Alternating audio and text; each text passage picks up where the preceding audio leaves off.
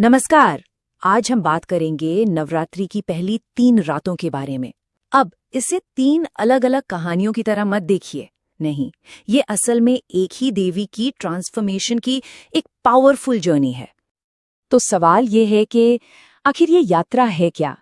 ये एक सफर है, एक प्रतिज्ञा से शुरू होकर कठोर तपस्या की आग से गुजरकर और फिर असीम शक्ति तक पहुंचने का। ये एक ही डिवाइन एनर्जी की कहानी है जो 3 कमाल के रूपों में हमारे सामने आती है। और इस पूरी यात्रा की जड़ें पता है कहाँ है? एक बहुत गहरे बलिदान में। कहानी शुरू होती है सती से, जो राजा दक्ष की बेटी थी। उनका भगवान शिव के लिए जो प्रेम था, वही उनके एक महान त्याग की वजह बना। तो हुआ कुछ यूं कि सती ने अपने पिता राजा दक्ष की मर्जी के खिलाफ भगवान शिव से शादी कर ली। अब दक्ष ने एक बहुत बड़ा यज्ञ रखा और शिवजी को छोड़कर सबको बुलाया। सिर्फ बुलाया ही नहीं, उनका अपमान भी किया। बस सती से ये सहा नहीं गया और उन्होंने उसी यज्ञ की आग में खुद को समर्पित कर दिया। इसी बलिदान के बाद उनका फिर से जन्म हुआ, एक बिल्कुल नए मकसद के साथ। तो चलिए अब इस जर्नी के पहले पड़ाव पर चलते हैं। सती के उस बलिदान के बाद उनका होता है पुनर्जन्म और वो अपना पहला रूप लेती हैं शैलपुत्री के तौर पर। और ये जन्म किसी खास मकसद से ही हुआ था। उनके नाम में ही देखिए उनकी पहचान छिपी है। शैल का मतलब होता है पर्वत और पुत्री मतलब बेटी, तो वो हुई पर्वतराज हिमालय की बेटी।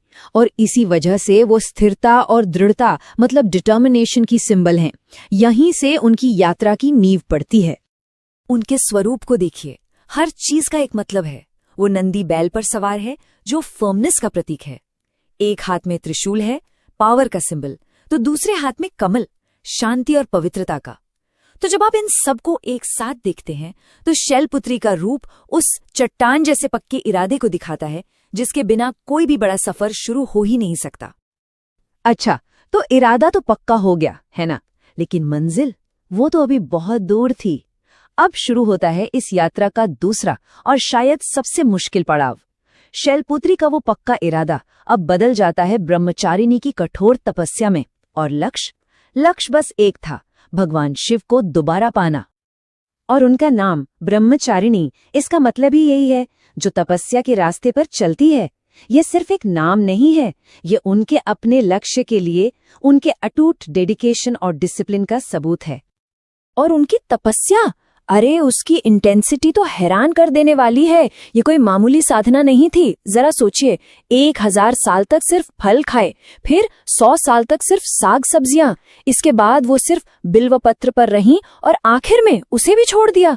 इसी वजह से उनका एक नाम अपर्णा भी पड़ा, मतलब जिसने पत्ते तक त्याग दिए हों। ये तो त्याग की हद थी। उनके सिंबल्स भी उनकी तपस्या की ही कहानी बताते हैं। हाथ में जपमाला और कमंडल, ये सादगी और मेडिटेशन की निशानी है। और इससे एक बहुत सीधा और साफ मैसेज मिलता है कि अगर लक्ष्य बड़ा है तो उसे पाने के लिए डिसिप्लिन और सेल्फ कंट्रोल का रास्ता तो अपनाना ही होगा। तो आखिरकार वो कठोर तपस्या सफल हुई। शिव से विवाह के बाद अब आता है इस सफर का तीसरा और फाइनल स्टेज। देवी अब एक शांत तपस्विनी नहीं है, नहीं, अब वो एक पावरफुल वॉरियर के रूप में सामने आती हैं, चंद्रघंटा।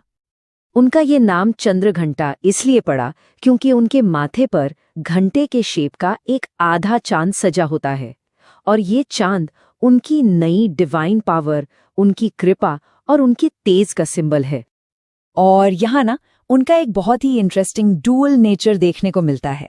अपने भक्तों के लिए वो शांति और सौम्यता की मूर्त हैं, लेकिन जब बात अन्याय की आती है तो यही रूप दुष्टों के लिए एकदम भयंकर और विनाशकारी बन जाता है।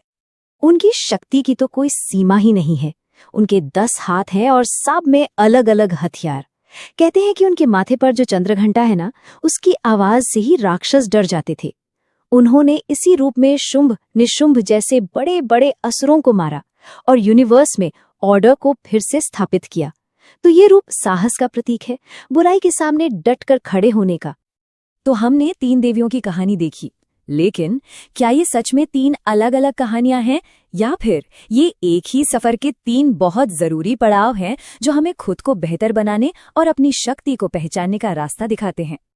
इस पूरी जर्नी को हम ऐसे समझ सकते हैं, बिल्कुल एक ब्लूप्रिंट की तरह। शैलपुत्री, पक्के इरादे के साथ गोल सेट करना। ब्रह्मचारिणी, कड़ी मेहनत से उस गोल के पीछे लगना। और आखिर में चंद्रघंटा, उस कामयाबी से मिली पावर को हिम्मत के साथ अच्छाई के लिए इस्तेमाल करना। ये तो किसी भी गोल को पाने का एक यूनिवर्सल फॉर्मूला है ना। तो आखिर में ये कहानी सिर्फ एक पौराणिक कथा बनकर नहीं रह जाती। ये हमें याद दिलाती है कि जिंदगी में किसी भी बड़े लक्ष्य को पाने का रास्ता यही है। पहले एक पक्का इरादा, फिर जी तोड़ मेहनत और आखिर में उस कामयाबी को संभालने की हिम्मत। शायद देवी की ये यात्रा हम सभी की अपनी अपनी यात्रा का ही एक प्रतीक है।